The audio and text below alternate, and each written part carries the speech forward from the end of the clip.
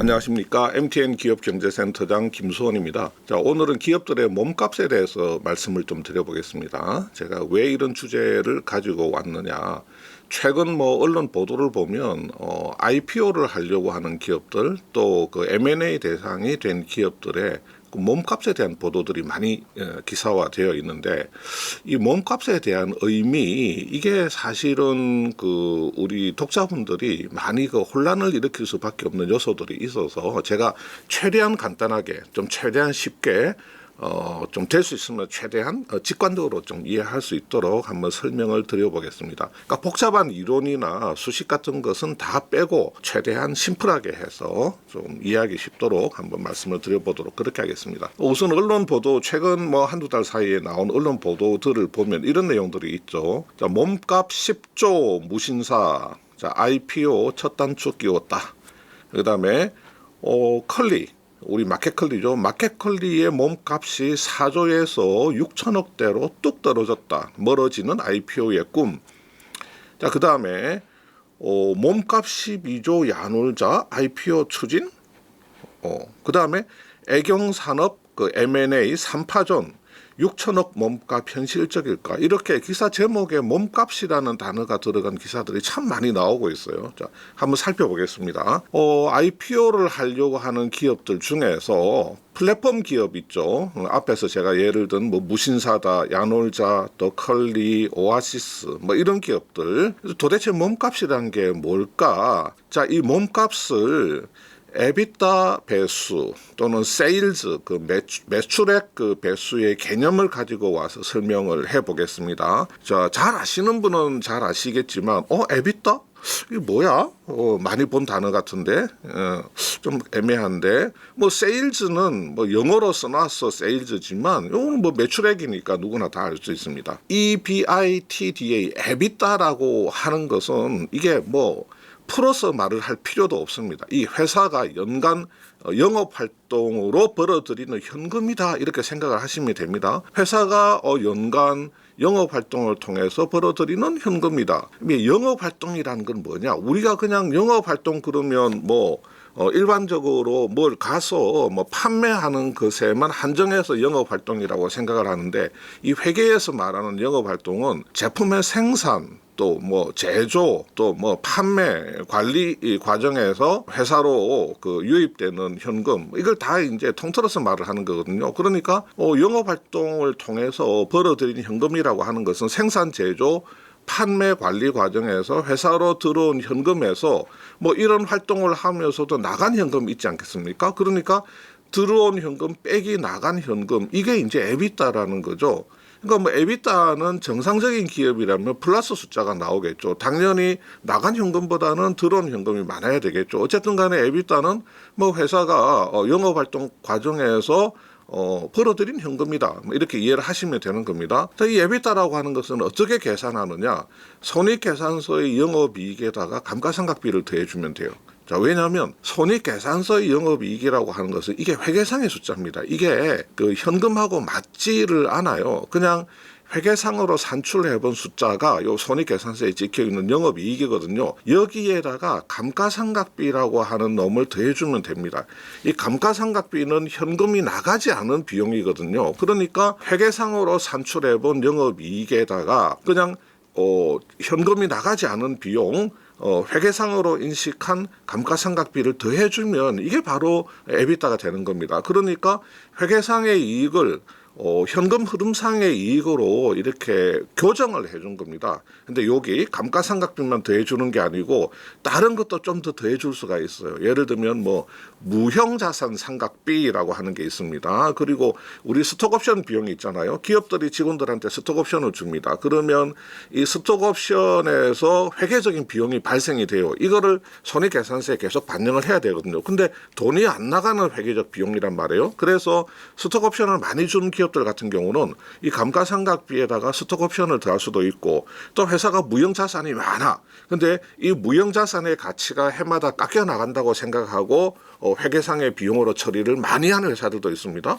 그런 회사들은 감가상각비에다가 무형자산 상각비도 더해주고 또 스톡옵션 비용도 더해주는 거죠. 영업이익에다가 이런 것들을 싹 다 더해주면 이게 회사가 영업활동을 통해서 실제로 회사가 벌어들인 캐시, 현금이다. 그걸 에비타라고 한다. 여기까지 이해를 하시고 그러면 자 가정을 해보겠습니다. 무신사의 연간 에비타가 100억이다. 그러면 에비타의 100배를 기업 가치로 인정해주자. 무신사의 기업 가치로 인정해주자.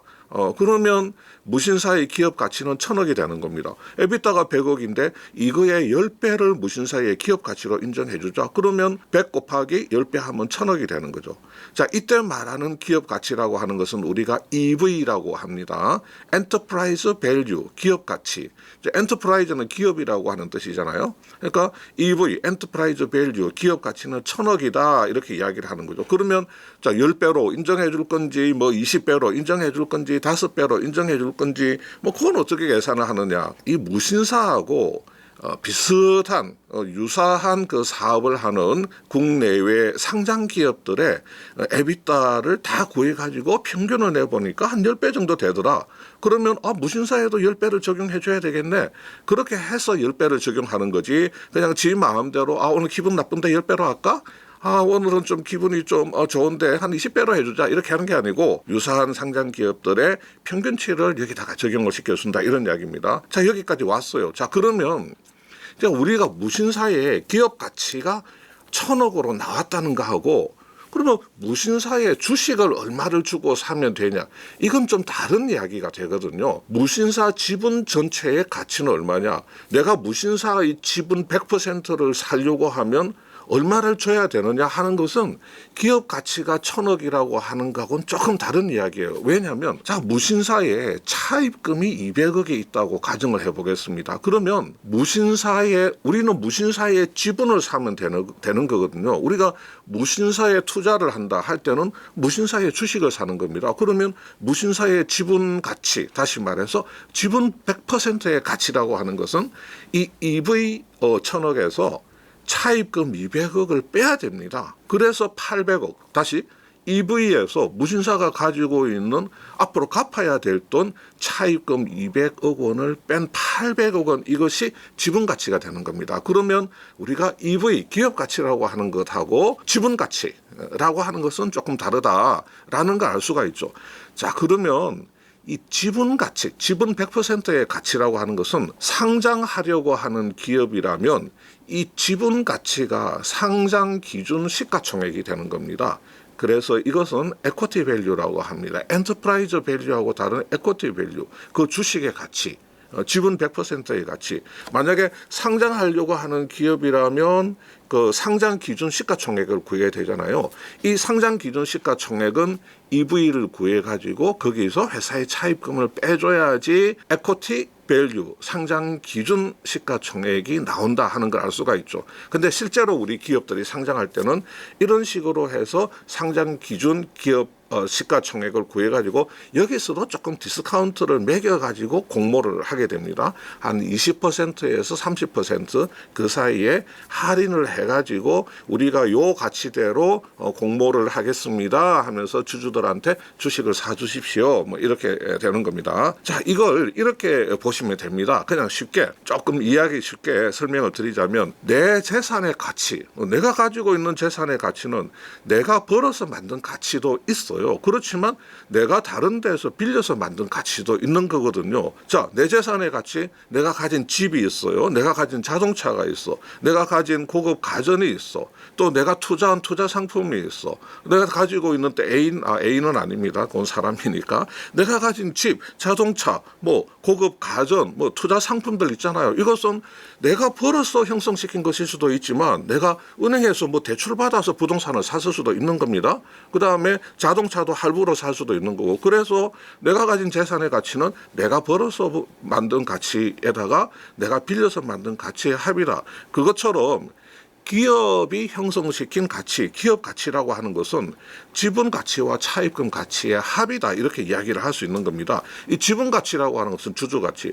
주주들이 처음에 기업이 출범할 때 돈을 대잖아요. 돈을 대고 그걸 자본으로 해가지고 여기저기 자산들을 사가지고 그걸 굴려가지고 돈을 벌어서 회사의 주주 가치, 시가총액, 지분 가치를 형성을 시키는 거거든요. 그래서 EV 기업 가치라고 하는 것은 지분 가치, 즉 주주 가치나 시가총액을 말하는 거죠. 여기다가 그 다음에 기업들이 뭐 주주들한테 받은 그 자본만 가지고 사업을 하는 건 아니죠. 은행에서 차입을 하기도 하고 회사채를 발행하기도 하고 뭐 여러 가지 밖에 돈을 끌어다 오니까 거기에다가 차입금 가치를 더해야 된다. 그럼 다시 말하자면 그러면 지분 가치만 구하자면 어떻게 해야 되느냐. 이게 숫자가 나오잖아요. 지분 가치는 그럼 EV에서 차입금을 빼줘야 되네. EV는 지분 가치 더하기 차입금 가치. 그러면 지분 가치는 EV에서 차입금을 빼야 된다 하는 걸 우리가 간단하게 좀 이해를 할 수가 있습니다. 자, 그러면 이런 경우를 한번 볼게요. 무신사의 차입금이 200억이 있어. 그런데 이 회사가 현금도 50억이 있어요. 그러면 현금을 고려해 줘야죠. 순차입금은 150억이 되는 겁니다. 순수한 차입금은 150억이 되죠. 그러면 지분 가치는 EV 1000억 원에서 순수한 차입금, 순차입금 150억을 빼서 850억이 되는 겁니다. 근데 이런 경우도 있을 수 있죠. 무신사에는 차입금 200억이 있어. 근데 이 회사는 현금도 300억이 있네. 그러면 순수한 차입금은 없는 거죠. 왜냐하면 차입금보다 현금이 더 많아. 그래서 이 회사는 순차입금이 마이너스, 다시 말해서 순현금인 겁니다. 순현금. 이 회사는 차입금이 있는데 현금이 더 많아. 그러면 이 회사는 순차입금이 아니라 순현금을 가진 회사다. 그래서 지분 가치는 얼마냐? EV 1000억에다가 순현금은 더해줘야 돼요. 이 회사는 순현금을 가졌으니까 1000억에다가 100억을 더해주면 이 회사의 지분 가치는 1100억이다. 이렇게 계산을 할 수가 있는 겁니다. 자, 그 다음에 EV EBITDA는 앞에서 이제 설명을 드렸습니다. 그러면 EV 세일즈는 매출액이라고 그랬죠. 우리가 EBITDA는 손익계산서상의 영업이익을 현금 기준으로 이거 교정을 하려고 하다 보니 현금 손익계산서상의 영업이익에다가 기계장치 같은 게 해마다 가치가 깎여 나간다고 회계상 비용으로 계산한 놈, 그 감가상각비라고 하죠. 그러니까 영업이익에다가 감가상각비도 더하고 또 무형자산상각비도 더하고 뭐 주식 보상 비용을 뭐 더하고 또 뭐 경우에 따라서는 뭐 매출 채권 손상을 회계적으로 인식한 대손상각비를 더하는 경우도 있고 하여튼 이런 것들을 좀 영업이익에다가 더해가지고 현금이익 기준으로 교정한 놈이 EBITDA다. 그래서 그냥 EBITDA는 회사가 연간 벌어들이는 영업현금 흐름으로 생각을 하면 된다. 그러면 이 EBITDA의 몇 배를 기업 가치로 따질 것인가. 이게 앞에서 설명드린 EV EBITDA 배수의 개념이었는데 EV 세일즈는 회사가 창출하는 매출액의 몇 배를 기업 가치로 인정해 줄 것인가 하는 이야기거든요. 그러면 무신사의 매출액이 600억이다. 그러면 국내외의 무신사와 유사한 상장 기업의 기업 가치는 매출액의 평균 2배로 형성이 돼 있더라. 그러면 무신사의 EV는 600억에 2배를 곱하면 1200억이다. 근데 무신사의 지분 100% 가치는 얼마냐? 그것은 EV 1200억에서 만약에 무신사의 순차입금이 200억이 있다 그러면 이 200억을 빼서 1000억을 해주는 겁니다. 그래서 소카라든지 카카오페이 같은 회사들은 EV 세일즈 평가를 해서 상장을 했습니다. 오아시스는 EV 세일즈로 상장을 하려고 하다가 뭐 시장 상황이 안 좋고 뭐 수요 예측이 안 좋을 것 같으니까 그냥 상장을 철회를 했거든요. 그러면 플랫폼 기업들은 일반적으로 EV 세일즈 방법을 좀 많이들 씁니다. EV EBITDA를 쓰는 회사들은 주로 막 감가상각비가 많이 나오는 회사들. 감가상각비가 많이 나오는 회사들은 영업이익에다가 감가상각비를 덜컥하고 더해주니까 EBITDA가 크게 나올 수 있으니까 EV EBITDA는 뭐 장치 산업이라든지 뭐 어떤 설비 산업 같은 거 뭐 이런 회사들은 EV EBITDA를 많이 쓰는데 플랫폼 기업들이 EV EBITDA를 쓰는 경우도 있기는 있습니다. 있습니다. 근데 일반적으로 플랫폼 기업들은 EV 세일즈를 많이 쓰는데, 왜냐하면 플랫폼 기업들은 일단 기본적으로 적자 상태에 있는 기업들이 많아요. 적자 상태에 있는 기업들은 에비타 숫자가 이게 감가상각비를 더해줘도 적게 나올 수가 있습니다. 아니면 에비타 자체가 마이너스인 경우도 있을 수가 있습니다. 근데 대부분은 에비타 자체가 적게 나와요. 적자 상태이기 때문에. 그래서 세일즈를 쓰는 겁니다. 매출액이라고 하는 것은 적자가 없잖아요. 그러니까 그냥 매출액의 몇 배 이거를 기업 가치 평가에 쓰는 겁니다. 아니면 지금 이익이 나오기는 나오는데 플랫폼 기업 중에서 좀 이익이 출렁거린다, 안정적이지 못하다. 그런데 매출은 꾸준하게 성장한다. 또는 지금 우리가 매출이 이만큼 나오는데 앞으로 1년, 2년, 3년 뒤에는 매출이 막 이만큼 커진다. 이만큼 커진다. 그런 회사들은 그냥 세일즈를, 미래의 세일즈를 갖다가 기업 평가에, 가치 평가에 사용하는 경우도 들어 있습니다. 그래서 소카하고 카카오페이 같은 경우는 또 EV 세일즈를 썼고, 오아시스 같은 경우는 EV 세일즈 방법을 쓰려고 하다가 상장을 철회한 케이스다. 그렇게 생각을 하시면 됩니다. 자, 그러면 우리는 궁금하죠. 자, 우리가 앞에서 기사를 봤는데 기사에 몸값이라는 단어가 나왔는데, 이 몸값은 EV를 말하는 거야? 아니면 지분 가치를 말하는 거야? 그러니까 엔터프라이즈 밸류를 말하는 거야? 아니면 에쿼티 밸류를 말하는 거야? 말하다가 보니까 엔터프라이즈 밸류도 EV이고 에쿼티 밸류도 약자로는 EV네요. 어쨌든 간에 엔터프라이즈 밸류 EV를 말하는 거야? 아니면 지분 가치를 말하는 거야? 언론에 나온 몸값이라고 하는 게 그거 뭘 말하는 거야? 근데 이게 혼용해서 사용하고 있어요. 매체에 보도된 몸값이라고 하는 것도 어떨 때는 그 엔터프라이즈 밸류 EV를 말하기도 하고, 어떨 때는 에쿼티 밸류, 다시 말해서 지분 가치를 말하기도 하는 겁니다. 근데 이거를 사용하는 사람이 나는 엔터프라이즈 밸류를 사용했어. 그러면 그것을 사용했다. 아니면 나는 에쿼티 밸류, 지분 가치를 사용했다. 그러면 지분 가치를 사용했다고 하는 것을 적어주면 좋은데 그거를 안 적어요. 알면서 안 적는 경우도 있지만 몰라서 안 적는 경우도 있습니다. 이게 차이가 뭔지 몰라서 못 적는 경우도 있어요. 그래서 이게 지금 혼용되어서 사용되고 있다. 만약에 회사의 순차입금 또는 순현금의 크기가 작다.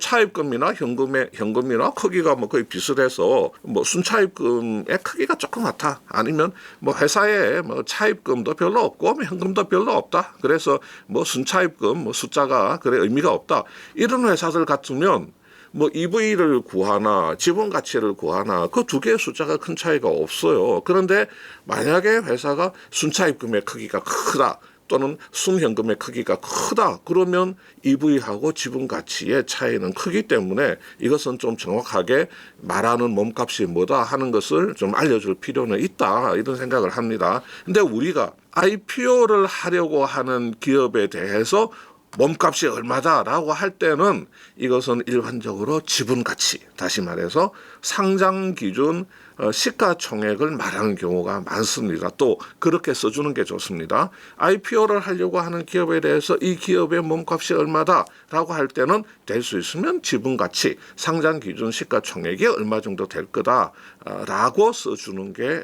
좋다. 그런 말씀을 드릴 수가 있겠습니다. 그 다음에 M&A로 한번 넘어가 볼게요. M&A를 할 때는 주로 에비타 배수를 많이 씁니다. EV 에비타 배수를 많이 쓴다는 거죠. 자, 우리가 아파트를 사려고 하는데 시세 평가를 해보니 시세가 한 10억으로 평가됐어요. 그런데 이 아파트에 대출이 3억 들어 있습니다. 세입자 전세금이 3억일 수도 있고 이 주인이 은행에서 대출을 3억 빌렸을 수도 있죠. 그러면 내가 이 아파트를 얼마 주고 사야 돼? 10억 다 줘야 돼요? 아니죠. 나는 7억에 사면 되는 겁니다. 대출을 끼고 사는 겁니다. 그죠? 아파트에 대출 3억이 들어있는데 시세가 10억이니까 나는 주인한테 7억을 주고 사면 되는 겁니다. 전세 3억이 들어있어도 마찬가지죠. 똑같습니다. A가 B를 인수를 하려고 한다. A사가 B사를 살려고 하는데, 인수를 하려고 하는데, 자, B사의 가치평가를 해봅니다. 기업 가치평가를 해봐요. 자, 에비타를 씁니다. 이 B사의 에비타가 1,000억이야. 그러면 10배를 인정해줄게. 그러면 기업 가치 EV는 1조가 나오죠. 근데 B사의 재무제표를 보니까 얘가 순차입금이 4천억이 있네. 그러면 A사는 B사의 주주에 대해서 6천억을 주면 되는 겁니다. 내가 사는 거는 주식을 사는 거예요. 내가 사는 거는 주식을 사는 거기 때문에 지분 가치를 따져야죠. 그래서 거래 가격은 6천억이 되는 겁니다. 우리가 언론 보도에 예를 들어서 B사가 매물로 나왔다. 근데 B사의 몸값은 1조다. 그러면 우리가 그런 기사를 볼 때 B사에 이걸 1조 원을 주고 사나? 그렇게 생각하지만 사실은 여기서 말하는 몸값은 EV인 경우가 많습니다. 그런데 만약에 B사의 순차입금 4천억을 고려한다면 실제로 이 B사를 사는 A사가 지불해야 되는 매각 가격, 거래 가격은 6천억이 된다는 거죠. 그래서 정확하게 표현하자면 B사의 매각 가치는 1조다. 그러나 순차입금 4천억을 고려하면 실제로 A사가 사는 가격, 매각 가격 또는 거래 가격은 6천억이다. 이렇게 이야기를 해주는 게 제일 정확하고요. 예전에 이런 게 있습니다. 제가 숫자는 아주 정확하게는 기억이 안 나는데 언론 보도마다 조금씩 차이가 있어가지고 CJ제일제당이 바이오 사업을 매각하겠다고 내놓은 적이 있습니다. 자, 기사들이 5조로 추정된다. 이런 기사가 나왔어요. 그러면 CJ제일제당의 시가총액이 3.5조인데 CJ제일제당의 주식을 100% 다 사는 것도 3.5조만 주면 된다는 이야기인데 무슨 안에 있는 사업부 중에 하나인 바이오 사업을 사는데 5조를 줘야 되느냐 이런 이야기를 하는 사람들이 있었거든요. 자, 이것도 마찬가지입니다. 이 바이오 사업만을 놓고 보면 사실 시가총액이라고 하는 것은 CJ가 가진 여러 사업 부분이 창출해낸 그 시장 가치가 시가총액인 거고 만약에 바이오 사업만 떼놓고 봤을 때는 괜찮다. 다른 사업들이 조금 안 좋아서 그렇지 바이오 사업만 떼놓고 보면 다른 사업들보다 훨씬 좋다. 그러면 바이오 사업을 에비타 배수로 평가를 하게 되면 5조가 나올 수가 있어요. 바이오 사업에서 벌어들이는 현금 흐름에다가 바이오 부문의 어떤 그 시장에서 인정해주는 배수를 곱하면 그것은 바이오 사업의 EV는 5조가 나올 수가 있어요. 그런데 CJ가 이 바이오 사업을 영업 분할을 해서 영업 양수도식으로 다른 데 팔건 아니면 바이오 사업을 물적 분할해서 지분 100%를 만들어 놓고 그 지분 100%를 팔건 어쨌든 간에 바이오 사업을 외부에 매각할 때는 이 바이오 사업에다가 차입금을 줘서 내보내야죠. CJ제일제당의 순차입금이 엄청나게 많습니다. 근데 바이오 사업에 해당되는 차입금, 바이오 사업 지가 감당해야 될 차입금은 이걸 매각할 때 거기다가 얹어서 팔아야 되잖아요. 그러면 그 차입금이 예를 들어서 2.3조 정도 포함해서 이 바이오 사업부를 양수도를 한다, M&A를 한다. 그러면 EV 2.5조에서 차입금 2.3조를 빼면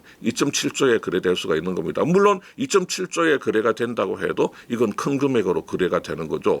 시총 3.5조짜리의 사업부 하나를 떼내서 파는데 2.7조에 거래가 된다. 근데 적어도 회사 전체 시가총액보다 비싼 돈을 주고 살 일은 없다는 거죠. 하여튼 이런 식으로 우리가 생각을 해볼 수 있겠습니다. 우리가 그 기업경제센터 나은수 기자가 바로 이 앞전에 저희 이슈 체크 영상을 제작을 하면서 무신사의 기업 가치를 한번 우리가 뽑아본 적이 있습니다. 하도 무신사 10조 그러니까 무신사가 정말 10조 가치가 있나 하는 것을 우리 나은수 기자가 여러 가지 데이터를 가지고 분석을 해본 게 이 앞에 그 영상에 있습니다.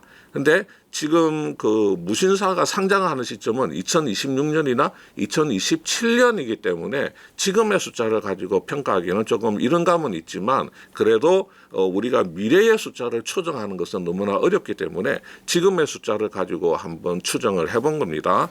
그래서 나은수 기자가 사용했던 데이터를 제가 그대로 갖고 왔습니다.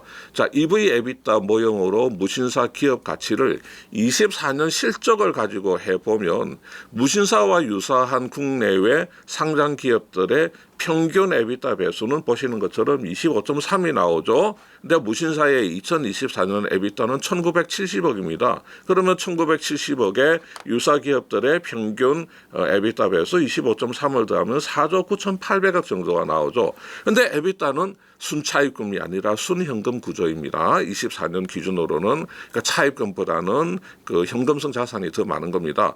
자, 우리가 회사의 현금이라고 할 때는 이게 회사가 실제로 갖고 있는 그 현금 또는 현금성 자산에다가 단기 투자 상품, 짧은 기간에 현금화할 수 있는 단기 투자 상품 같은 것도 전부 다 더해서 회사의 현금의 범주에다가 넣어서 보는 겁니다. 그래서 이 순현금 722억 원을 더해주면 한 5조 563억 원 정도 나온다는 거죠. 이게 24년 실적 기준으로 평가하는 거니까 만약에 무신사가 26년, 27년에 상장할 때는 지금보다도 훨씬 그 에비타 숫자가 크게 나올 수 있으니까 이 5조보다는 더 크게 나올 가능성이 아주 크다고 볼 수 있는데 지금 시장에서 이야기하고 있는 뭐 시장에서 누가 이야기하는지는 모르겠어요. 누가 이야기하는지는 기사에 전혀 안 나옵니다. 안 나오고 10조 하니까 지금 기사에서 나오고 있는 10조라고 하는 숫자하고 24년도에서 뽑아낼 수 있는 최대치 5조하고는 여전히 갭이 크다. 그러면 26년, 27년 동안에 무신사가 엄청나게 돈을 많이 벌어줘야지 10조라고 하는 몸값이 정당화될 수 있다. 이런 이야기고요. 자, EV 세일즈로 한번 뽑아봤습니다. EV 세일즈.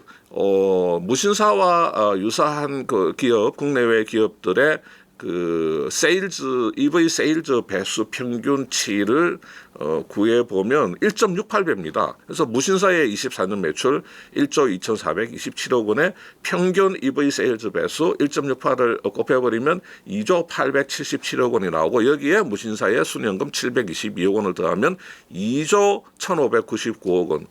아까 EV 에비타보다는 훨씬 적게 나오죠. 그러면 무신사가 나중에 상장할 때 우리는 EV 에비타로 갈까? EV 세일즈로 갈까?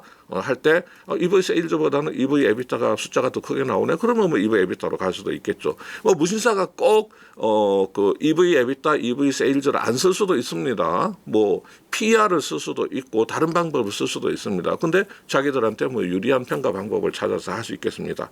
자, 그래서 오늘은 언론에 자꾸 보도가 나오는 뭐 플랫폼 기업들의 몸값, 이 몸값이라고 하는 게 뭐 어떤 의미냐, 지금 기업 가치와 지분 가치의 차이점은 어떻게 구별할 수 있느냐, 또 이건 어떻게 계산하느냐 하는 것에 대해서 간단히 설명드렸습니다. 감사합니다.